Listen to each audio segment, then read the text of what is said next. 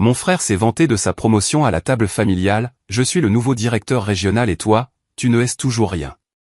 J'ai souri, sachant que j'avais racheté son entreprise hier, ETGDIT, en fait, tu ne le es pas. Mon père a passé toute la soirée à porter un toast à la promotion de mon frère et à se moquer de mon existence décousue, ignorant que j'avais secrètement acquis l'entreprise plusieurs semaines auparavant. Quand il m'a finalement traité de déception, j'ai souri, sorti les documents d'acquisition et renvoyé mon frère.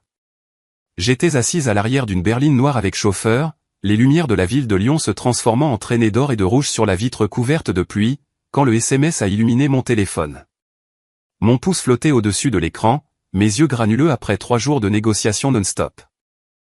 Je venais de conclure l'affaire la plus importante de ma carrière, une acquisition silencieuse qui allait remodeler le secteur de la logistique dans la région Auvergne-Rhône-Alpes.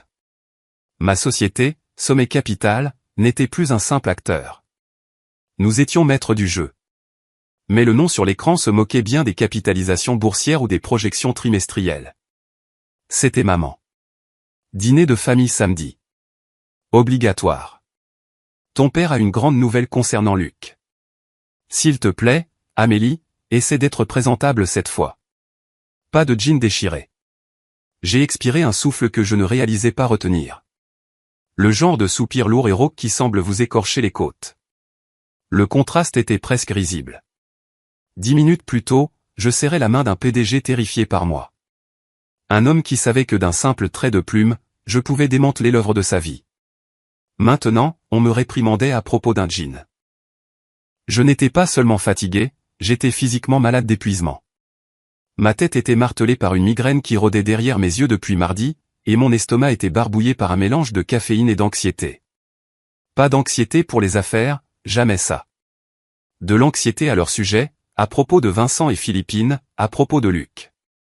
J'ai baissé les yeux sur ma tenue, un tailleur italien qui coûtait plus cher que la voiture de mon père. Je n'avais pas porté de jean déchiré depuis 6 ans, mais pour eux, j'étais figé dans le temps. J'avais 23 ans, confus et en quête de moi-même.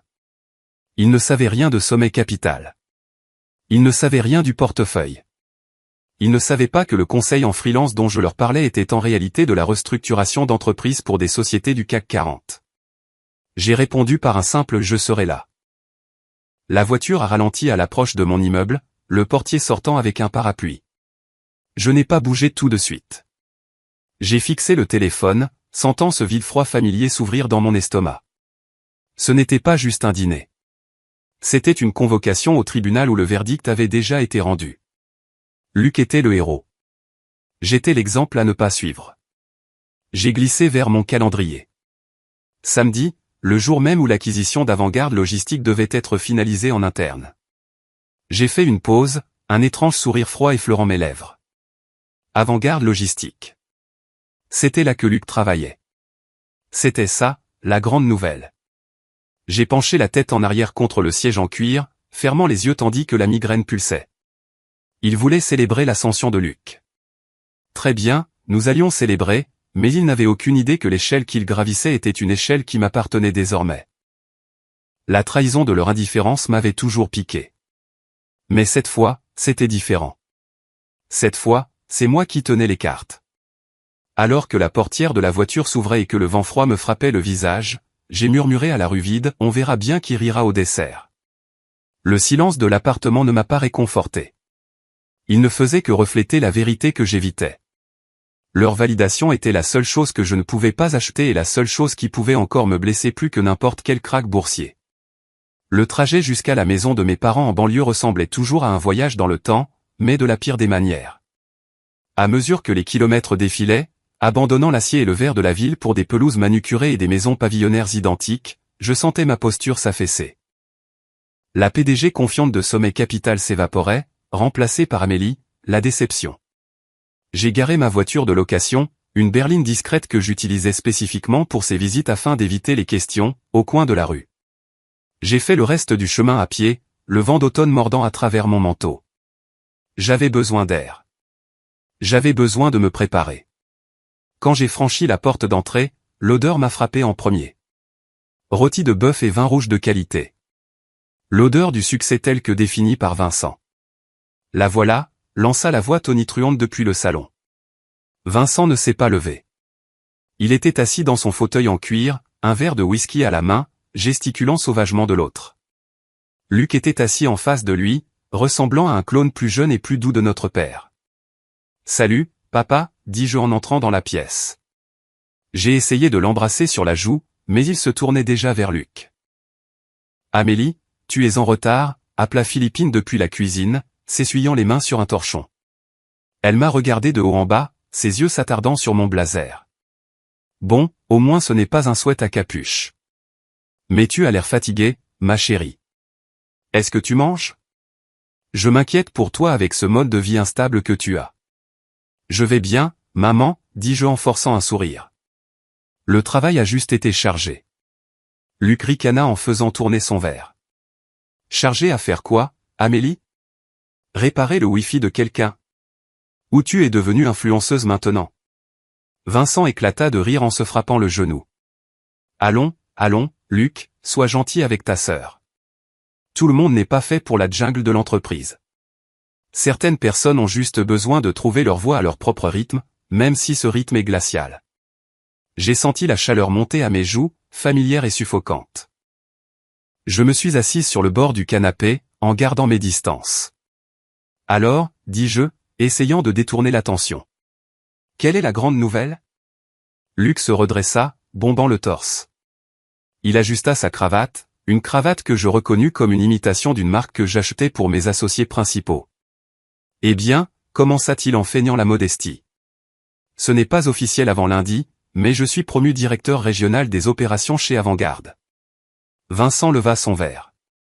Au directeur, le plus jeune de la division. N'est-ce pas, mon fils ? De 5 ans, papa, sourit Luc. Directeur régional, répétai-je lentement. Mon cœur fit une étrange petite culbute. Je connaissais ce rôle. Je le connaissais parce que je venais d'examiner l'organigramme d'Avantgarde pendant la phase de due diligence.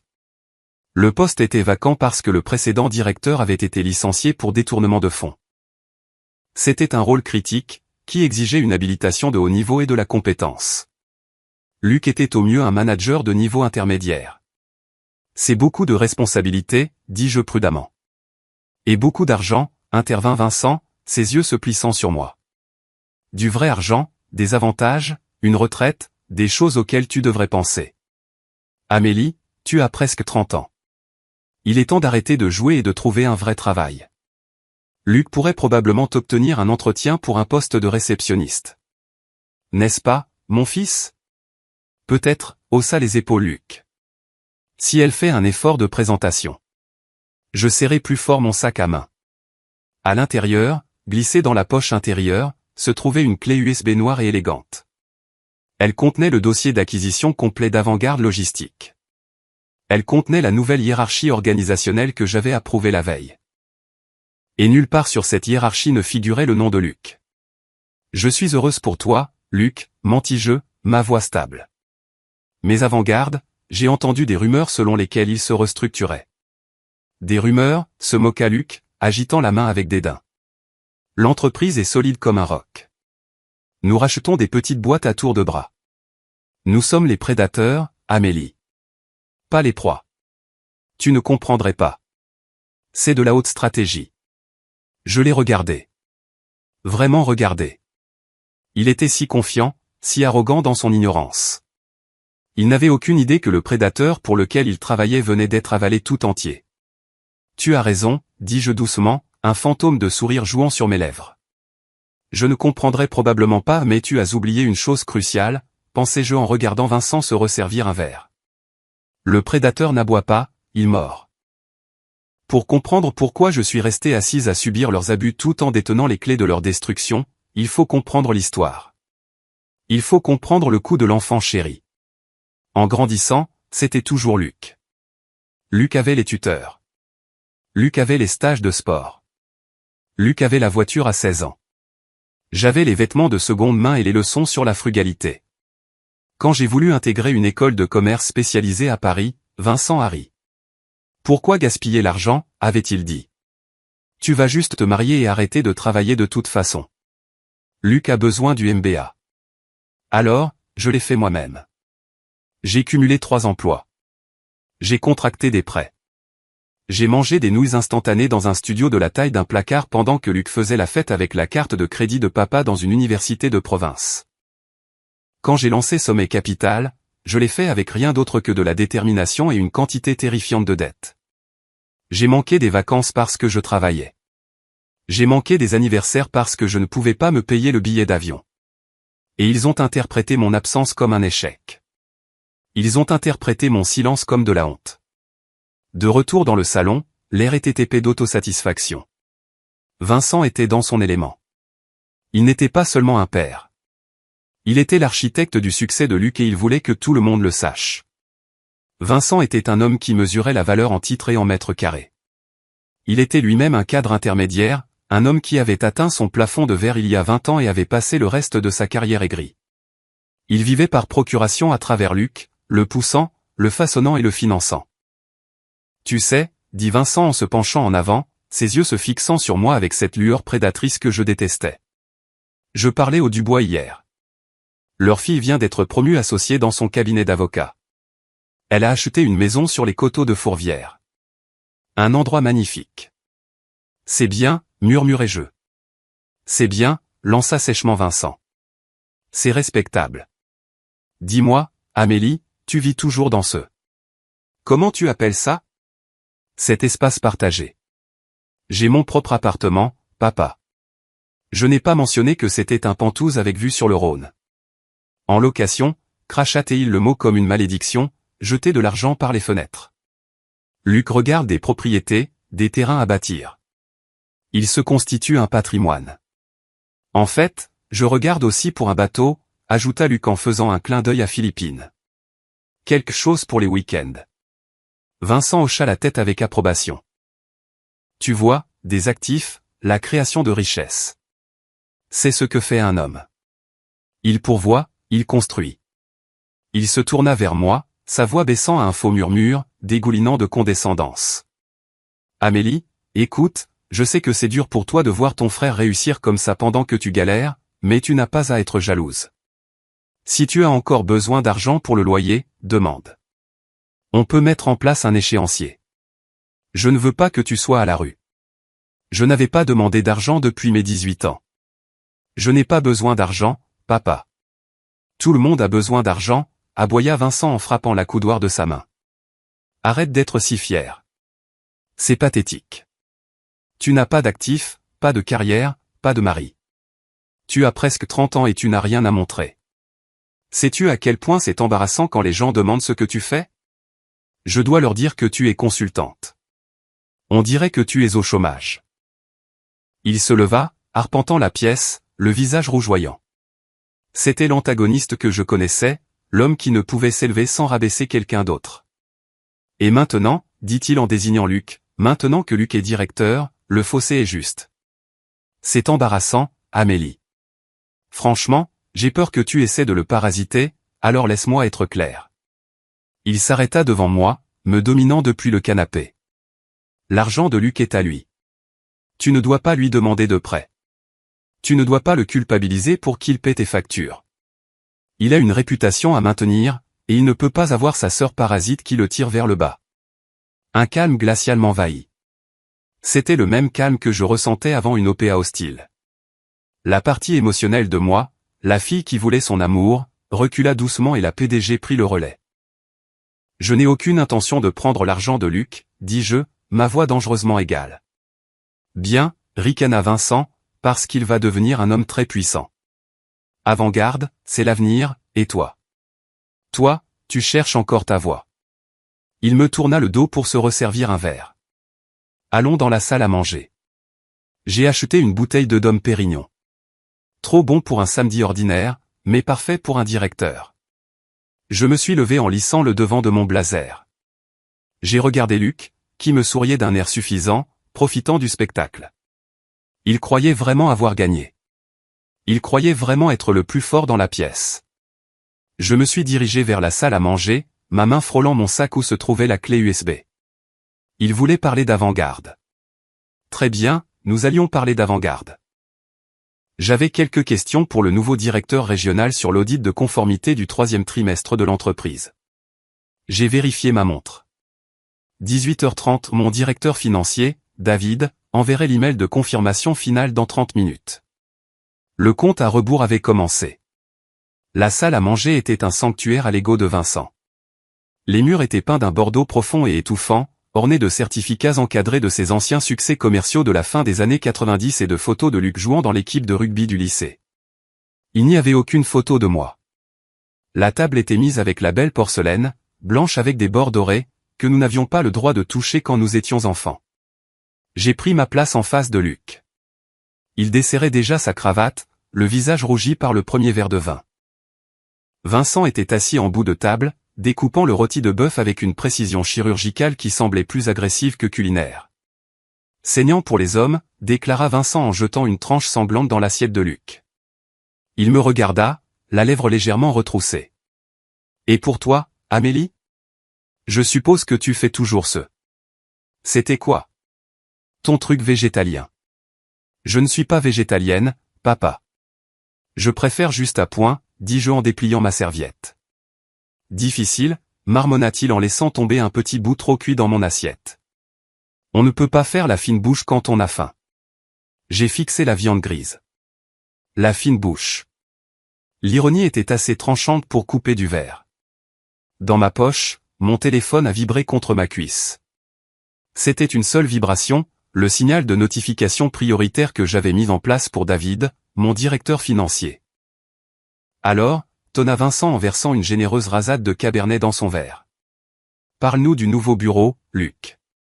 Suite d'angle, vue sur le fleuve, dit Luc en prenant une grosse bouchée de pommes de terre, mâchant la bouche légèrement ouverte. Oh, tu sais, c'est immense, dernier étage. Ils le rénovent pour moi la semaine prochaine. Je leur ai dit que je voulais de l'acajou, pas se stratifier bon marché. Bien joué, mon fils, hocha vigoureusement la tête Vincent. Prestance de dirigeant. Tu dois exiger le meilleur pour être le meilleur. Amélie, tu écoutes ?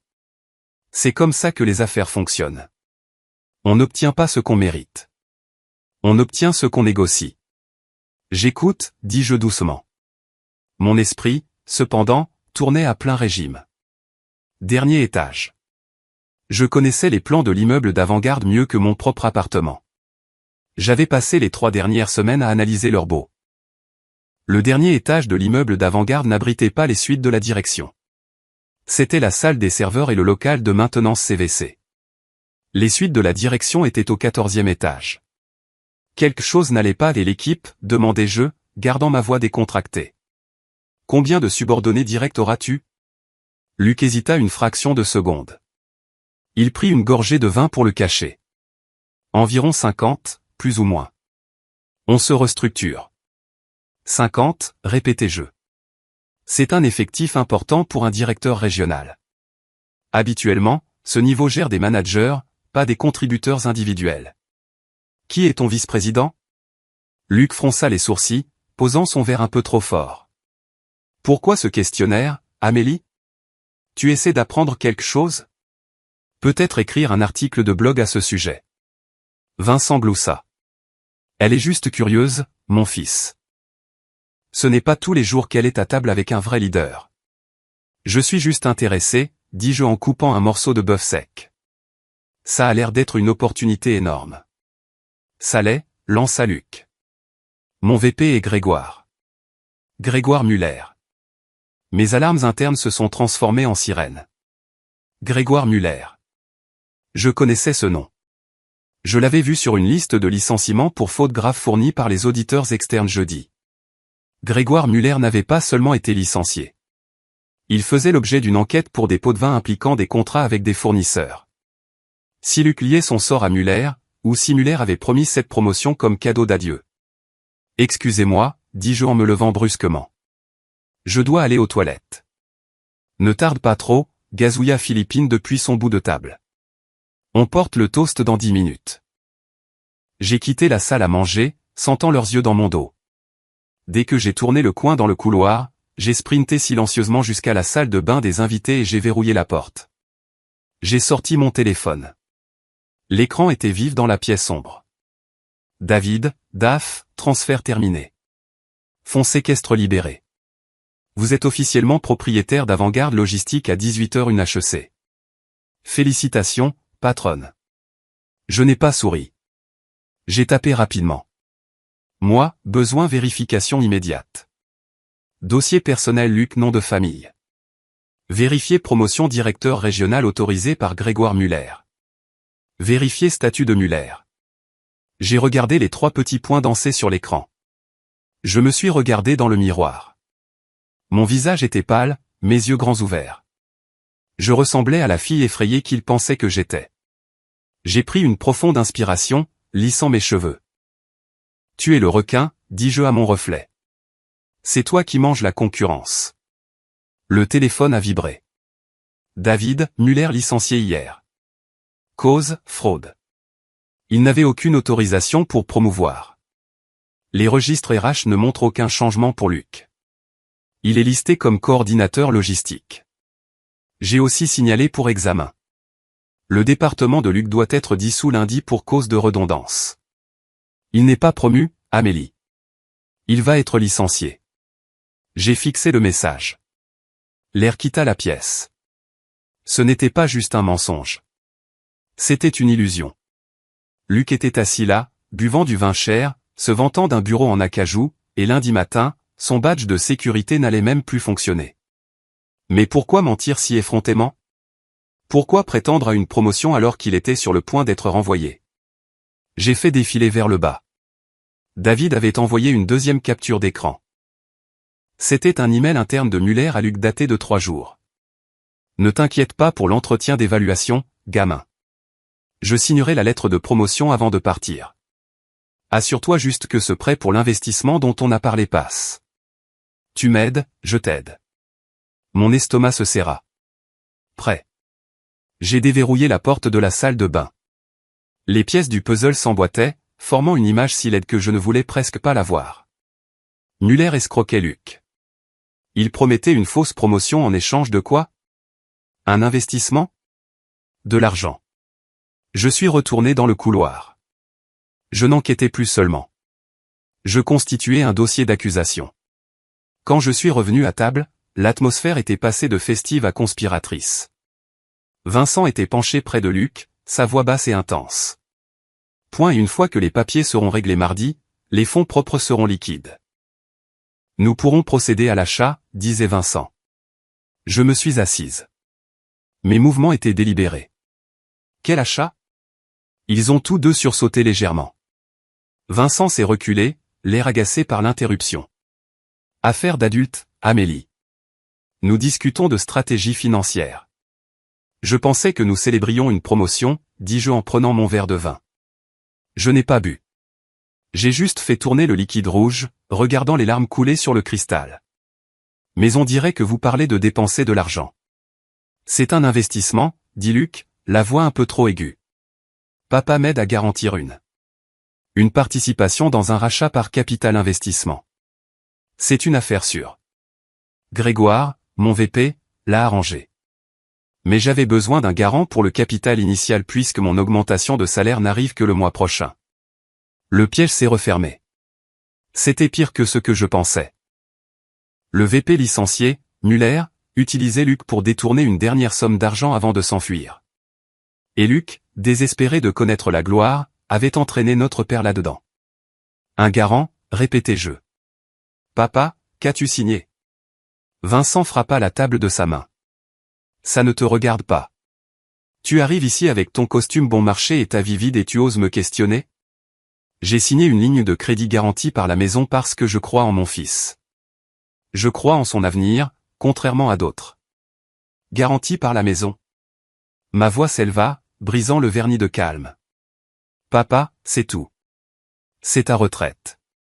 C'est le capital que tu as construit pendant 30 ans. Et il doublera en 6 mois, cria Vincent. Luc est un directeur maintenant. Il est dans le cercle des initiés. Non, il ne l'est pas, dis-je. Les mots restèrent en suspens dans l'air, crus et froids. La table devint silencieuse. Philippine arrêta de mâcher. Luc se figea, sa fourchette à mi-chemin de sa bouche. Pardon, murmura Luc, ses yeux se plissant. Tu n'es pas un directeur, Luc, dis-je, gardant mes yeux rivés sur les siens. Et tu n'es pas dans le cercle des initiés. Tu te fais avoir. Comment oses-tu, siffla Vincent, son visage virant à un violet dangereux. La jalousie est une vilaine chose, Amélie. Mais mentir? C'est un nouveau niveau de bassesse. Je ne mens pas, dis-je en sortant mon téléphone et en le déverrouillant. J'essaie de vous sauver de la ruine financière. Qui est Grégoire Muller? Luc cligna des yeux. Je te l'ai dit, c'est mon patron. Grégoire Muller a été licencié jeudi, dis-je, ma voix stable, livrant les faits comme des points de liste.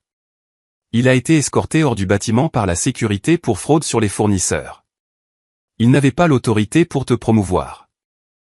La lettre qu'il t'a donnée, elle ne vaut rien. Elle n'est pas dans le système RH. Luc laissa échapper un rire rauque et nerveux. Tu es folle. Tu ne sais pas de quoi tu parles. Tu ne connais même personne chez Avantgarde. J'en sais assez, insistai-je. Je sais que l'investissement qu'il t'a vendu est une arnaque. Il essaie de te faire transférer de l'argent sur un compte écran avant de disparaître. Si papa a signé ce prêt et que tu transfères cet argent, il est parti et la maison avec. Tais-toi, Luc se leva, renversant sa chaise. Tu essaies juste de tout gâcher pour moi. Tu ne supportes pas que je réussisse. Tu ne supportes pas que papa soit fier de moi et ait honte de toi. J'ai honte, rugit Vincent, se levant pour le rejoindre. Il pointa un doigt tremblant vers moi. Tu viens dans ma maison, tu manges ma nourriture, et tu débites ces fantasmes paranoïaques. Tu es toxique, Amélie. Tu es une petite fille toxique et amère. Je vous dis la vérité, insistai-je, m'agrippant au bord de la table. Appelle les RH tout de suite. Appelle le standard et demande une vérification d'emploi pour Grégoire Muller. Je n'ai besoin d'appeler personne, hurla Vincent. Je fais confiance à mon fils. Je fais confiance à l'homme qui a réellement accompli quelque chose. Toi. Je ne te ferai même pas confiance pour promener le chien. Papa, s'il te plaît, suppliai-je, laissant tomber le masque de PDG pour une seconde, juste la fille désespérée essayant de le sauver de lui-même. La promotion n'est pas réelle. Le département va être dissous lundi. Luc va être licencié. Le visage de Luc devint blanc. Pendant une seconde, je vis le doute vaciller dans ses yeux. Il savait au fond de lui que la promotion avait été trop facile. Il savait qu'il ne l'avait pas méritée. Mais l'ego est une forteresse puissante. Menteuse, murmura Luc. Puis plus fort, menteuse. Sors, dit Vincent, sa voix basse, tremblante de rage. Papa, j'ai déité sort, hurla Vincent, attrapant son verre de vin et le lançant. Il se brisa contre le mur derrière moi, éclaboussant le papier peint beige de vin rouge comme une blessure par balle. Tu n'es pas la bienvenue à cette table. Tu n'es pas la bienvenue dans cette famille tant que tu ne t'excuseras pas auprès de ton frère et que tu n'apprendras pas ta place. Je suis resté là, figé. Le vin coulait sur le mur. Le silence qui suivit résonnait dans mes oreilles. J'ai regardé Philippine. Elle regardait son assiette, refusant de croiser mon regard. Elle ne m'aiderait pas. Elle ne l'avait jamais fait. Très bien, dis-je doucement. Je me suis levé. Je n'ai pas vérifié si mes vêtements étaient tachés de vin. Je n'ai pas pleuré. La tristesse s'est évaporée, remplacée par l'acier froid et dur de sommet capital.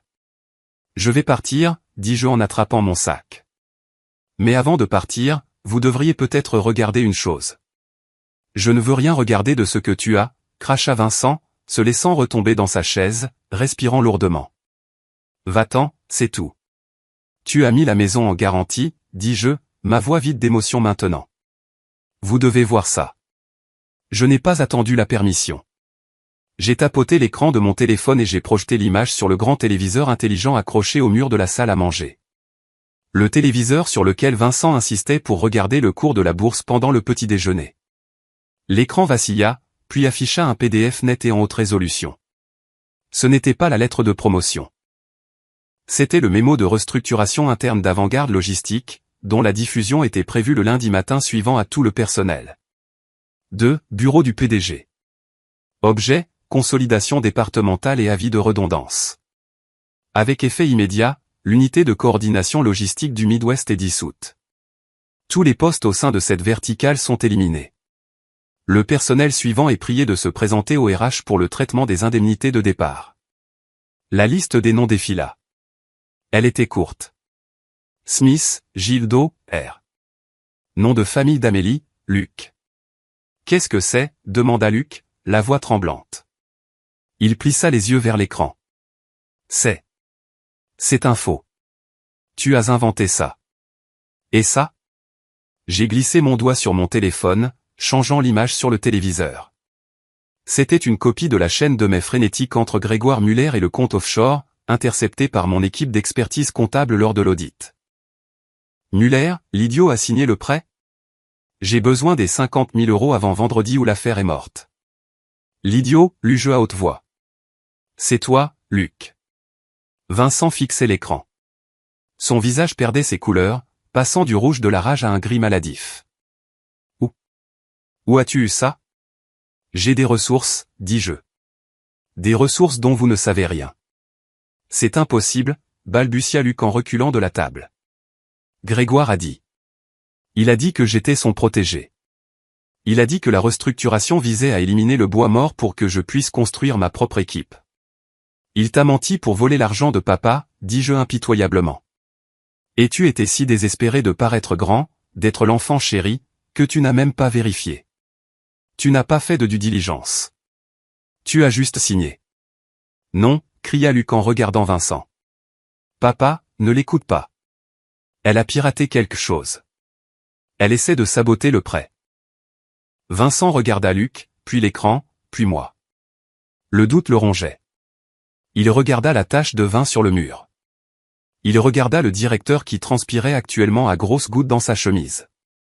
Luc, dit Vincent, sa voix rauque. As-tu appelé les RH? Je n'ai pas besoin d'appeler les RH, hurla Luc. Je suis le directeur. Appelle-les, rugit Vincent, frappant du poing sur la table si fort que les couverts sautèrent. Luc chercha son téléphone en tâtonnant, ses mains tremblant si fort qu'il le laissa tomber une fois. Il composa le numéro. Il mit le haut-parleur. Merci d'avoir appelé Avant-Garde Logistique. Nos bureaux sont actuellement fermés. Si vous appelez pour vérifier un emploi. Luc composa le poste. Vous avez atteint la messagerie vocale de Grégoire Muller. Cette boîte vocale n'est plus en service. Au revoir. La voix automatisée était le seul son dans la pièce. Luc baissa le téléphone. Il ressemblait à un enfant qui venait de faire tomber son cornet de glace. Il a dû changer de numéro à cause de la promotion. Il est en garde à vue, Luc, dis-je. Il a été arrêté à l'aéroport de Lyon-Saint-Exupéry il y a 3 heures. Vincent se prit la tête entre les mains. Le prêt, murmura-t-il, je l'ai signé ce matin. Le virement est prévu pour lundi à 9 heures. Annule-le, dis-je. Je ne peux pas, Vincent leva les yeux, le regard vide. C'est un virement irrévocable, à moins que la banque ne le signale. Ou à moins que j'ai une preuve de fraude. Tu as la preuve juste là, dis-je en montrant le téléviseur. Mais il te faut plus qu'une capture d'écran. Il faut que l'entreprise le vérifie. Ils sont fermés, cria Luc, des larmes coulant maintenant sur son visage. On ne peut joindre personne avant lundi. D'ici là, l'argent aura disparu. Vincent me regarda, ses yeux suppliants pour la première fois de ma vie. L'arrogance avait disparu. Il n'était plus qu'un vieil homme qui avait misé la ferme sur un cheval à 3 pattes. Amélie, toi, comment as-tu ces emails? Pour qui travailles-tu? Je suis resté là, la dynamique du pouvoir changeant si violemment que l'air en crépitait. Ils étaient terrifiés. Ils étaient ruinés. Et ils regardaient la fille qu'ils avaient traitée d'échec pour les sauver. Je me suis approché de la table et j'ai pris la bouteille de Dom Pérignon que Vincent avait achetée pour la célébration. Elle n'était pas ouverte. Tu m'as demandé plutôt ce que je fais, dis-je en passant mon pouce sur l'étiquette en aluminium. Tu as dit que je cherchais encore ma voix. Tu as dit que je jouais la comédie. J'ai regardé Vincent. Je ne travaille pas pour Avant-Garde, papa. J'ai fait une pause, laissant le silence s'étirer jusqu'à devenir douloureux. Mais je sais exactement qui y travaille. Qui, souffla Vincent. J'ai souri, et c'était la chose la plus tranchante dans la pièce. Moi. Toi, répéta Vincent, le mot sortant de sa bouche comme une pierre maladroite. Il me regarda, puis la bouteille de Dom Pérignon dans ma main, puis de nouveau mon visage. Il rit, Mais c'était un son sec et cassant. Amélie, ce n'est pas le moment pour tes jeux. Tu connais quelqu'un qui travaille là-bas. Qui? Une réceptionniste que tu as rencontrée dans un café? Non, papa, dis-je en posant la bouteille sur la table avec un bruit lourd. Le son résonna dans la pièce silencieuse. Je ne connais pas la réceptionniste, mais je connais le conseil d'administration. Je les connais parce que je les ai nommés. Luc secoua la tête, le visage marbré de panique et de confusion. De quoi tu parles? Tu es freelance, tu es consultante pour on ne sait qui. Je suis consultante pour Sommet Capital, le corrigé-jeu, ma voix gagnant en force, remplissant la pièce qui m'avait étouffé pendant si longtemps. En fait, je suis Sommet Capital. J'ai fondé la société il y a 6 ans. Nous sommes spécialisés dans l'acquisition d'actifs en difficulté et la restructuration d'entreprises. J'ai sorti de mon sac le dossier bleu que je gardais précieusement toute la soirée. Je l'ai jeté sur la table. Il a glissé sur le bois poli et s'est arrêté juste devant l'assiette de rôti froid de Vincent. Ouvre-le, ordonnai-je. Les mains de Vincent tremblaient en ouvrant le dossier. Il fixa les documents. C'était l'acte de vente, le résumé de l'acquisition. Le communiqué de presse prévu pour lundi matin. Sommet Capital finalise l'acquisition d'Avant-Garde Logistique. Signé, Amélie nom de famille, PDG. Vincent leva les yeux, le regard écarquillé, luttant pour traiter ce changement de réalité. Tu as acheté l'entreprise. Il y a 2 semaines, dis-je. Nous auditons les comptes depuis 1 mois. C'est comme ça que nous avons trouvé Muller. C'est comme ça que j'ai su pour la fraude. Et c'est pourquoi je sais avec certitude que Luc n'est pas un directeur régional. Je me suis tourné vers Luc. Il était affalé sur sa chaise, l'air petit. L'arrogance qu'il avait gonflée 1 heure plus tôt s'était échappée, laissant derrière elle un garçon terrifié. Je suis propriétaire du bâtiment dans lequel tu entres tous les jours, Luc, dis-je, ma voix froide. Je suis propriétaire des serveurs depuis lesquels tu envoies tes emails. Je suis propriétaire du système de paie qui émet tes chèques. Et depuis 18 heures ce soir, c'est moi qui décide qui reste et qui part.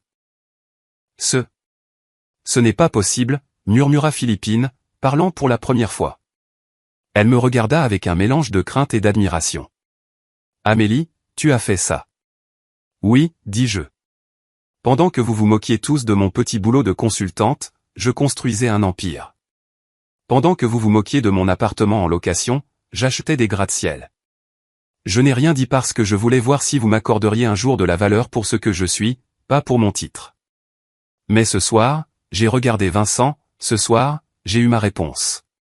Vincent relisait le document, son doigt traçant ma signature. PDG, marmonna-t-il. Tu la possèdes. Tu le possèdes. Je possède l'entreprise, corrigez-je. Et en ce moment, cette entreprise est la seule chose qui se dresse entre vous et la rue. Vincent laissa tomber le dossier. Le prêt, alta-t-il. Le virement, il est programmé.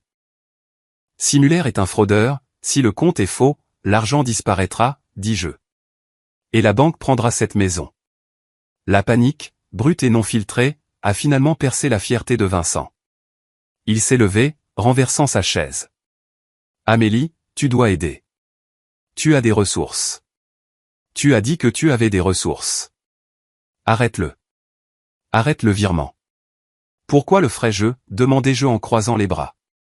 Tu viens de me dire de sortir de ta maison. Tu m'as dit que je n'étais pas la bienvenue dans cette famille. Tu m'as dit que j'étais un échec.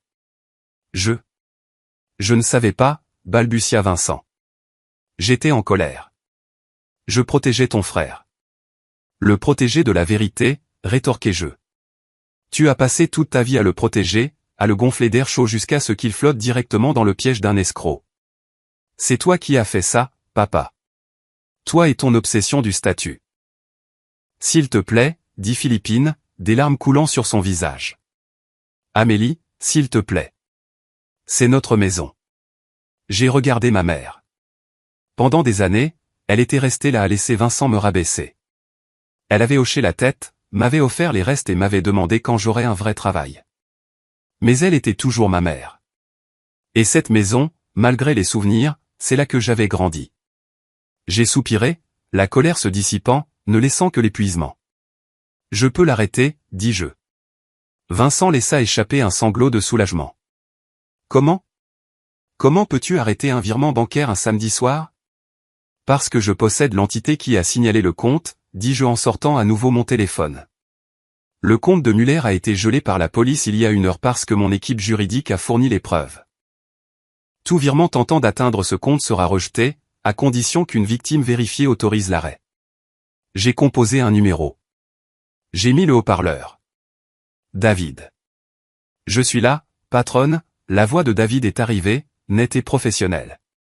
Quelle est la situation? Nous avons une situation avec un virement en attente d'un certain Vincent nom de famille vers le compte signalé de Muller. C'est une incitation à la fraude. J'ai besoin que tu mettes en conférence le service des fraudes de la banque et que tu émettes un code de blocage. Autorisation code Alpha 9 Victor. Compris, dit David. Je le signale dans le cadre de l'enquête Sommet Capital. Le virement sera annulé. Les fonds resteront sur le compte de l'émetteur. Autre chose? Oui, dis-je en regardant directement Luc. Concernant le dossier personnel de Luc nom de famille. Luc sursauta. Amélie, attends. Procède au licenciement, dis-je dans le téléphone. Effet immédiat. Cause, négligence grave et tentative de participation à une fraude sur fournisseur. Attends, cria Luc. Tu ne peux pas me virer. Je suis ton frère. Je l'ai regardé, mon expression impassible. Tu as essayé de détourner 50 000 euros, Luc. Tu étais prêt à mettre en jeu la maison de papa pour le faire. Si tu étais n'importe qui d'autre, je te ferais poursuivre en justice. Le fait d'être mon frère est la seule raison pour laquelle tu n'iras pas en prison lundi. Mais tu ne travailleras certainement pas pour moi. Compris, dit David. Licenciement traité. Indemnité refusée. Badge d'accès désactivé. Dois-je envoyer la sécurité pour vider son bureau? Non, dis-je en soutenant le regard de Luc. Il pourra récupérer son carton à l'accueil. J'ai raccroché. La pièce était silencieuse. Le seul son était le bourdonnement du réfrigérateur dans la cuisine et la respiration lourde et saccadée de Vincent. Il s'affaissa sur le canapé, paraissant 20 ans de plus. Le directeur avait disparu. L'enfant chéri était au chômage. La déception était la seule à se tenir droite. Tu l'as viré, murmura Vincent en fixant le sol. Il s'est viré tout seul, dis-je. Je n'ai fait que signer les papiers. J'ai pris mon sac. L'air de la maison semblait vicié, usé. Je ne voulais pas du rôti de bœuf. Je ne voulais pas des excuses qui ne viendraient pas. Je pars maintenant, dis-je. Ton argent est en sécurité, papa. La maison est en sécurité. Mais ne me traite plus jamais d'échec. Et ne me dis plus jamais que je cherche ma voie. Je l'ai trouvée il y a bien longtemps. Je me suis dirigé vers la porte d'entrée. Aucun d'eux n'a bougé pour m'arrêter. Aucun d'eux n'a dit un mot. Ils étaient figés dans les décombres de leurs propres égos. Et pour la première fois de ma vie, je n'ai pas ressenti le besoin de réparer les choses pour eux. J'ai ouvert la porte sur l'air froid de la nuit, et cela ressemblait à la liberté. Les retombées furent rapides, silencieuses et absolues. Le lundi matin, la nouvelle de l'acquisition par Sommet Capital faisait la une des Échos. Ma photo était là. Un portrait professionnel pris l'année dernière, sous le titre « La géante silencieuse, comment Amélie nom de famille a bâti un empire de la logistique dans l'ombre ». J'étais assise dans le bureau d'angle d'Avant-Garde Logistique. La vraie suite de la direction au 14e étage, pas la salle des serveurs dont Luc s'était vanté. La vue était en effet spectaculaire. Le Rhône serpentait à travers la ville comme un ruban d'acier reflétant le ciel gris. Mon assistante, une jeune femme vive nommée Sarah, frappa à la porte. Madame nom de famille. Il y a un monsieur Luc nom de famille à l'accueil. Il dit qu'il doit vous parler. La sécurité ne veut pas le laisser monter. J'ai fait pivoter ma chaise. Je m'y attendais. Laissez-le monter, dis-je, mais faites-le escorter par la sécurité. 10 minutes plus tard, Luc se tenait dans l'embrasure de ma porte. Il ne portait pas son costume. Il portait un jean et un coupe-vent. Il avait l'air fatigué. Il avait l'air petit.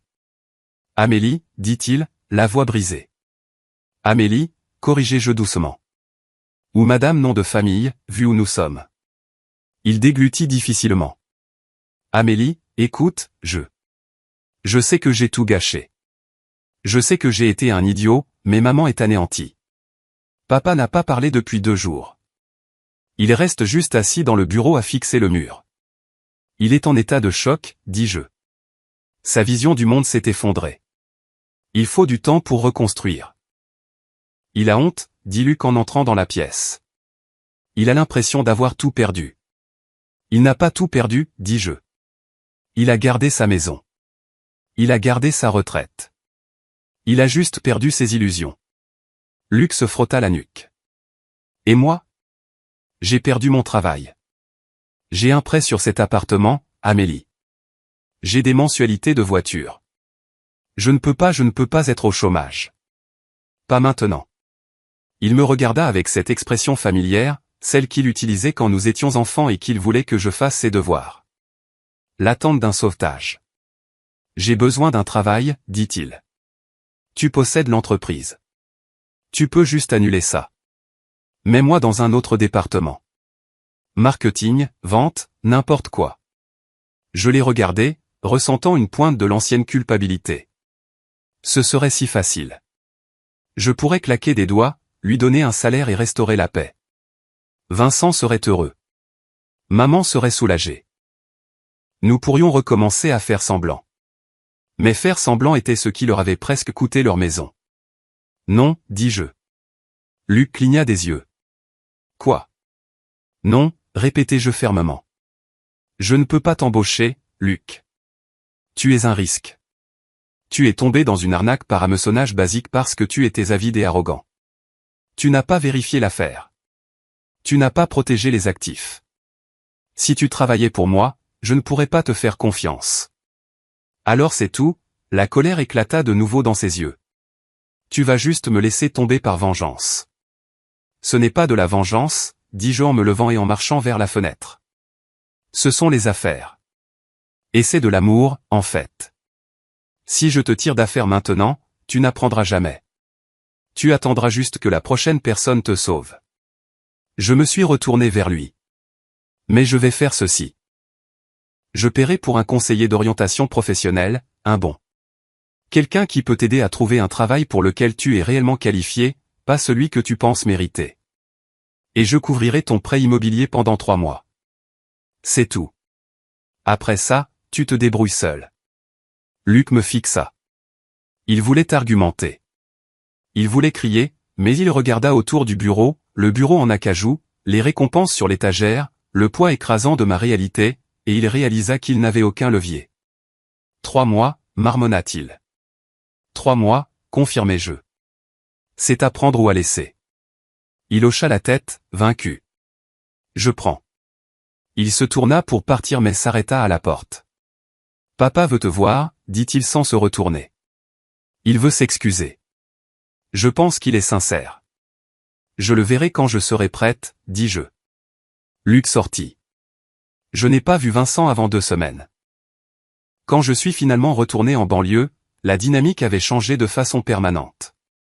Je ne me suis pas garé au coin de la rue. J'ai garé ma Porsche juste dans l'allée. Le dîner fut calme. Il n'y avait pas de vin. Il n'y avait pas de vantardise. Vincent avait l'air épuisé. Humble. Il m'a posé des questions sur le marché. Il m'a demandé les taux d'intérêt. Il écoutait quand je parlais. À la fin de la soirée, alors que j'enfilais mon manteau, Vincent m'arrêta dans le couloir. « Amélie, dit-il. » Sa voix était rauque. J'ai été fier des mauvaises choses pendant longtemps. Je l'ai regardé. J'ai vu le regret dans ses yeux. Cela n'effaçait pas les années de négligence, mais c'était un début. Je sais, papa, dis-je. Tu es un requin, dit-il, un petit sourire triste effleurant ses lèvres. J'ai toujours dit que tu devais être plus dur. Il s'avère que tu étais la plus dure de la maison. Je devais l'être, dis-je, pour survivre à cette famille. Il tressaillit, mais il hocha la tête. Je le mérite. Je l'ai serré brièvement dans mes bras. Ce n'était pas un câlin chaleureux et réconfortant de film. C'était une trêve. Je dois y aller, dis-je. J'ai une réunion à Tokyo lundi. Tokyo, répéta-t-il, secouant la tête, incrédule. Bon voyage, PDG. Je suis sorti vers ma voiture. En m'éloignant, regardant la maison rapetissée dans le rétroviseur, j'ai réalisé que je n'étais plus en colère. Je n'essayais plus de prouver quoi que ce soit. Le poids lourd de leurs attentes s'était enfin levé, remplacé par la seule validation qui comptait. La mienne. J'ai pris l'autoroute, les lumières de Lyon m'accueillant à nouveau. J'avais une entreprise à diriger. J'avais un avenir à construire. Et pour la première fois, je roulais vers lui sans que rien ne me retienne.